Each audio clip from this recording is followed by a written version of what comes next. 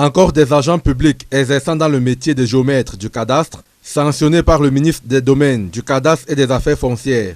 Il s'agit de 21 personnels dont les manquements retenus sont la falsification des maps foncières, la rétention abusive des dossiers, la pratique du surcoût des prestations fournies, la complicité récurrente de fraude, une mécanique bien huilée. Le fait de ne pas traduire la réalité des données qui sont parfois sur le terrain ou alors parfois ce sont des titres fonciers élaborés uniquement dans des bureaux au mépris justement des procédures prévues par la réglementation en vigueur. Il y a également de la corruption où effectivement vous pouvez voir plusieurs titres fonciers sur un même espace tout simplement parce qu'un certain nombre de mesures n'ont pas été prises. Ces agents publics en ont pris pour 4 mois au cours desquels les actes posés et les documents signés sont réputés nuls et de nul effet. Mais est-ce suffisant pour décourager de potentiels fraudeurs et surtout stopper ces pratiques? Insuffisante parce que le problème il est plus grave et il est plus profond que cela.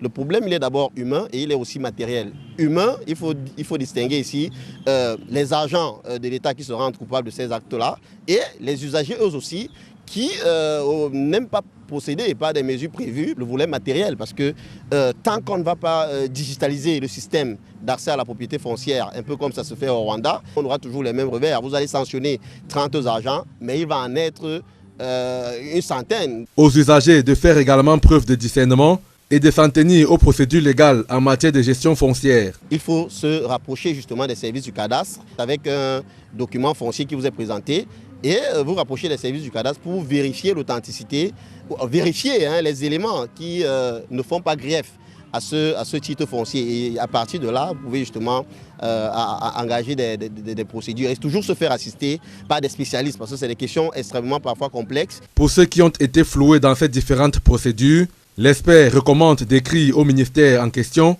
ou d'appeler à l'intervention des avocats spécialisés dans le domaine.